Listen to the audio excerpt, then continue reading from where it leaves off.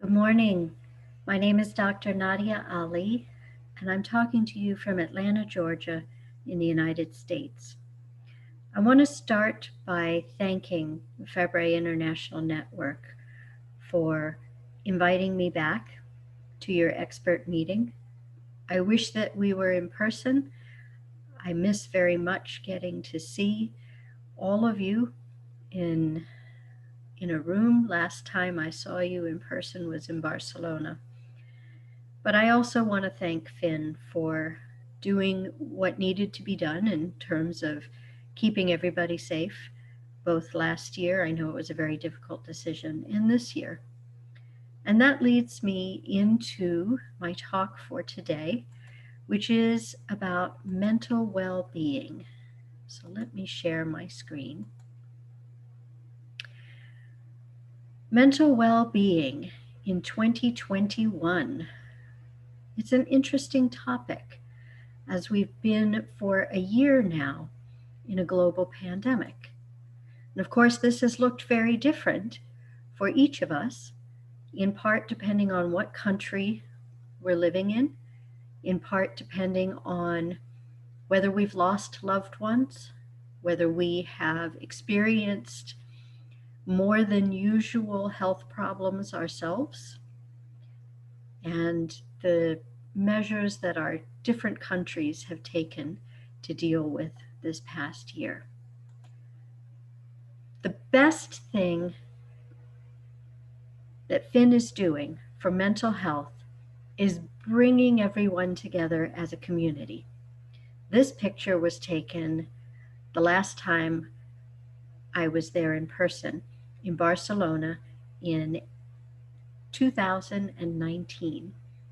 And I treasure this picture because it was a time when I got to meet so many of you and share some food and drink and conversation.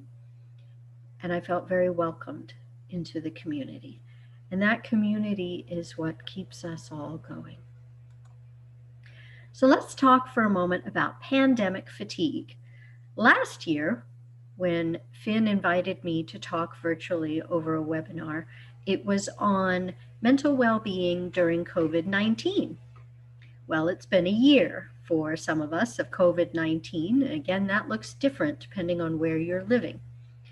But for many people, they're experiencing what we call pandemic fatigue. And that has affected us in many different ways. So let's talk about a little bit of that. Difficulty concentrating. I don't know about you, but I'm having a great more difficulty concentrating this year than I have in previous years. Now, whether that's due to the pandemic or just to me getting older, I can't really say.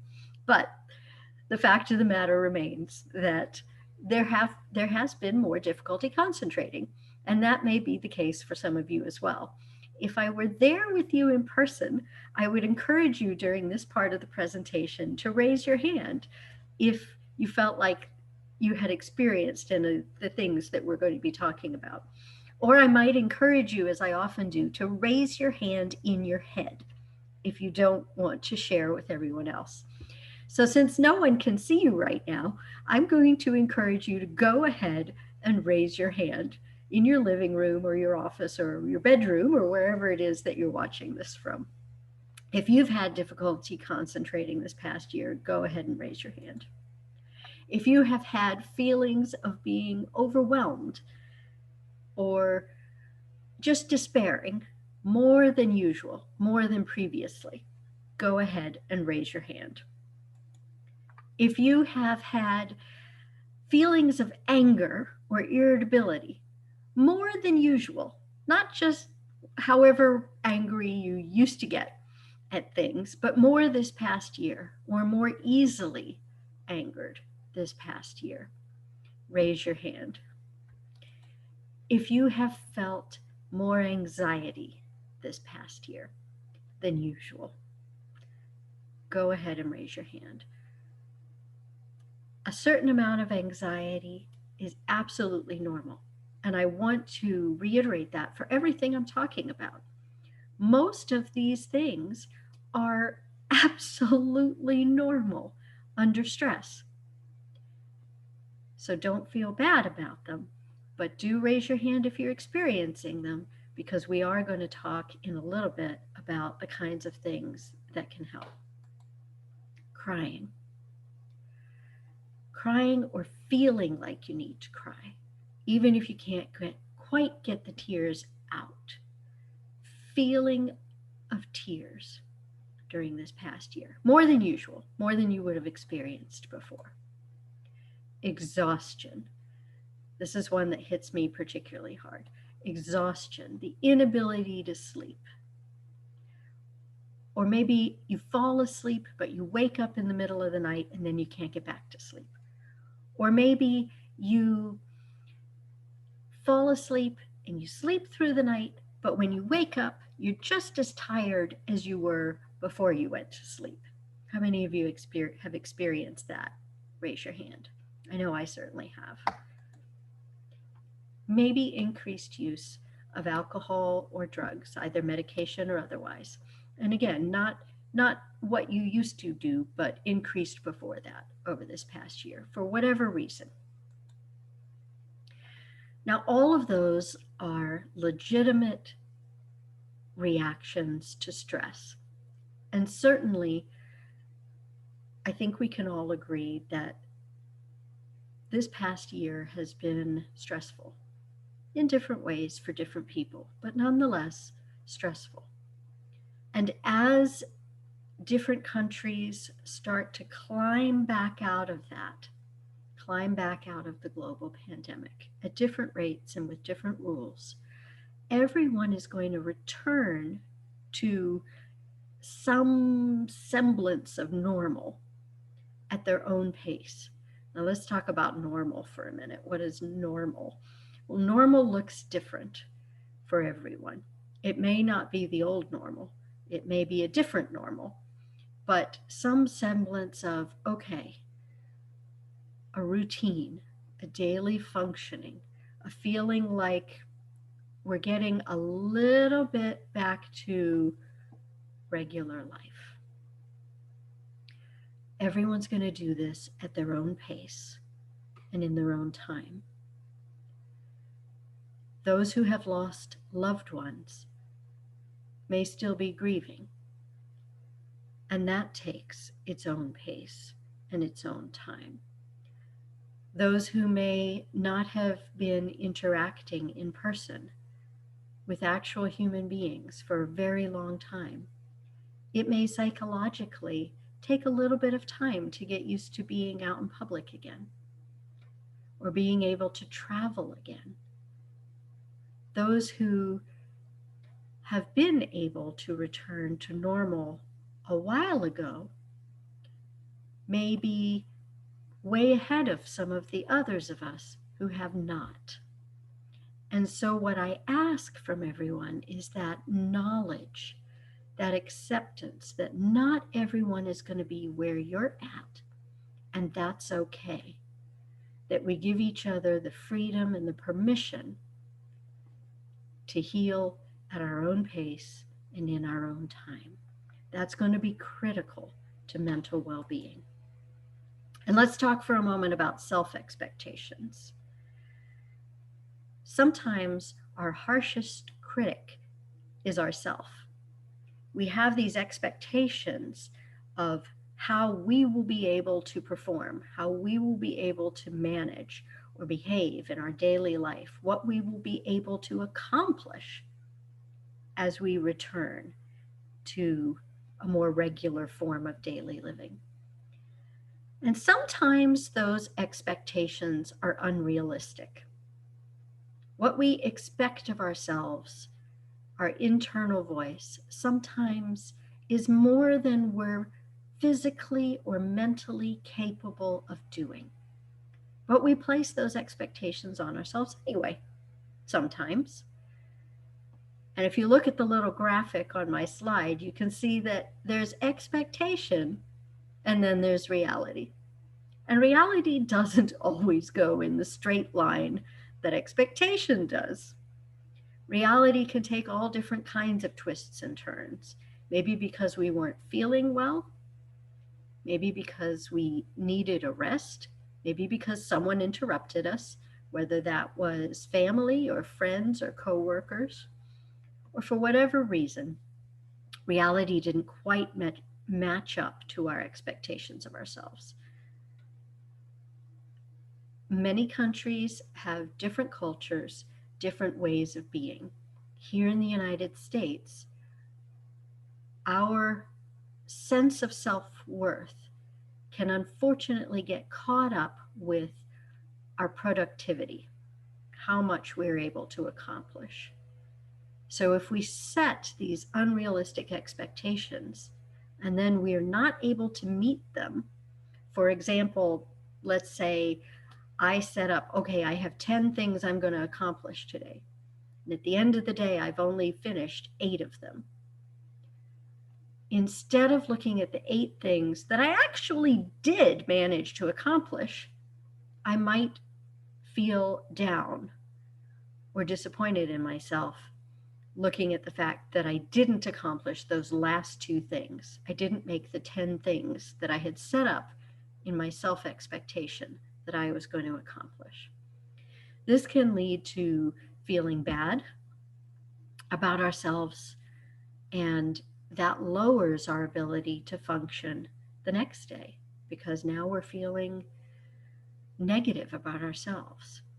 So giving ourselves credit for what we have accomplished and celebrating what we are able to do in a given day is going to be critical to our mental well-being, and focusing on realistic expectations for ourselves and permission to rest and take care of ourselves as well. All right, so practicing self-acceptance. Yes, giving ourselves permission to be who we are, doing the best we can, and sometimes needing to rest, needing to ask for help, needing to just be ourselves. That is really hard sometimes, but it is the key to mental well-being. Now, people can be exposed to the same event, but experience it in different ways. So something that I find stressful might not be stressful to you at all. For example, I'm claustrophobic. Put me in a really tiny place and I'm not going to feel comfortable. I'm going to be really stressed. Whereas for some of you, that may not bother you at all.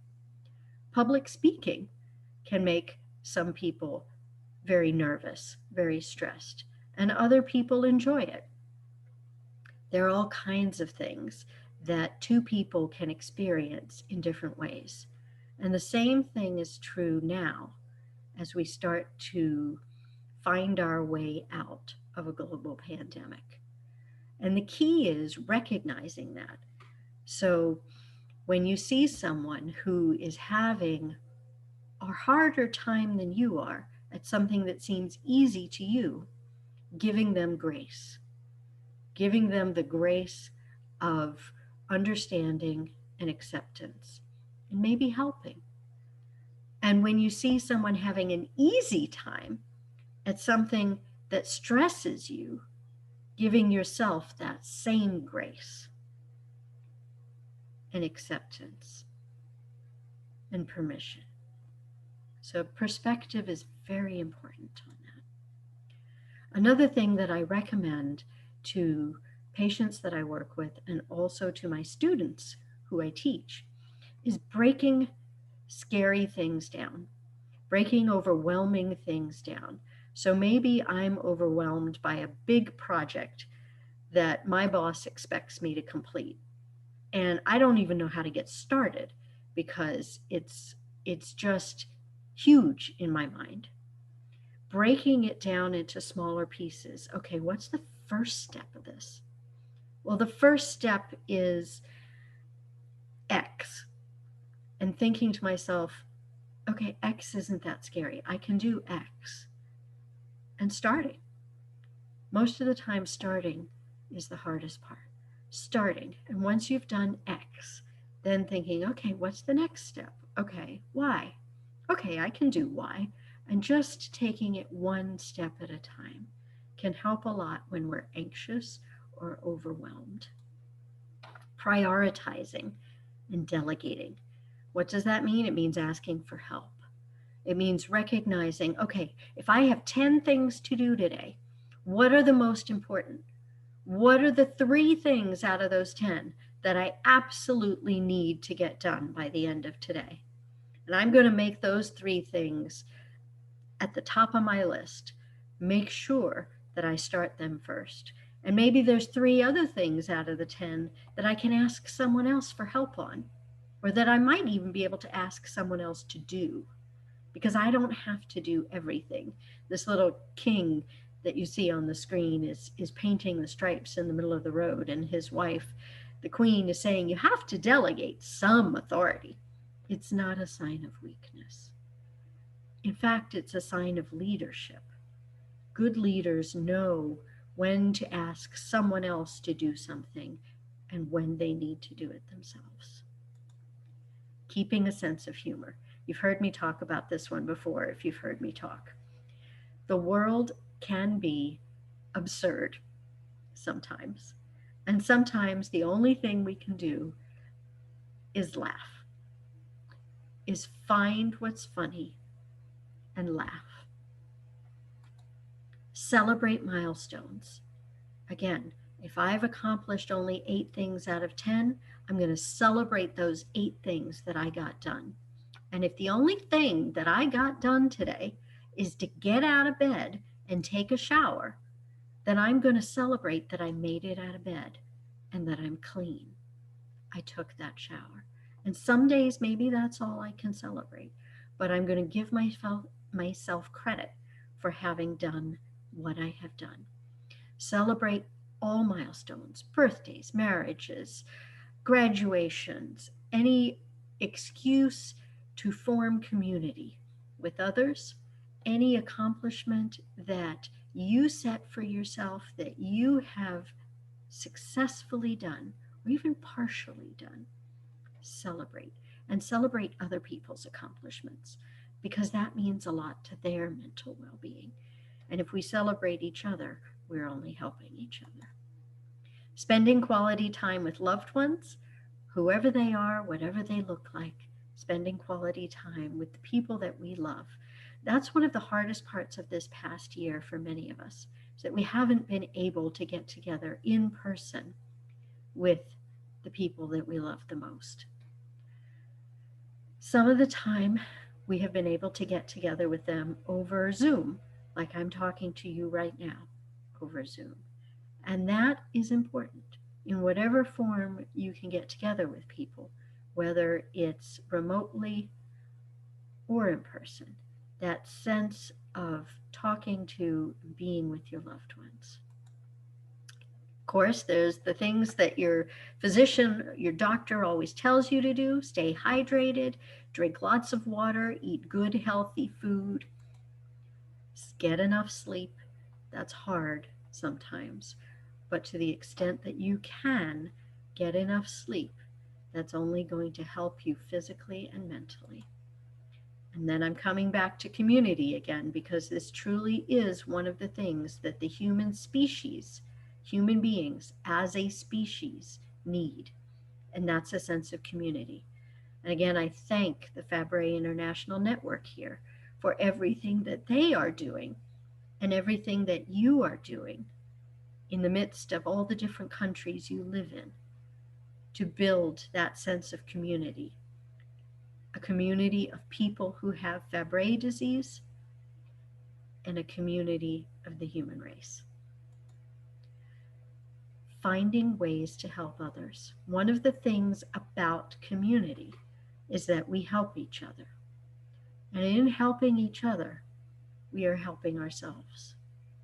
Because that feeling of being able to help someone else, that feeling helps us as well feel good about ourselves. And finally, just as we want to be able to help others, again, I want to stress reaching out for help ourselves.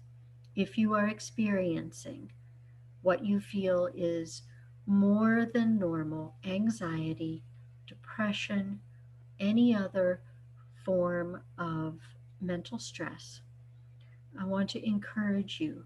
If you're working with a counselor or a therapist, keep working with them. If you have never worked with a counselor or a therapist, now might be a good time to try it, to reach out and see what you can do with another person to make your life more comfortable, easier for you. We don't have to live with anxiety and depression. There are things that can help. And maybe they don't help all the way, maybe they help just a little bit. Again, giving credit where credit is due, but helping a little bit is better than nothing at all.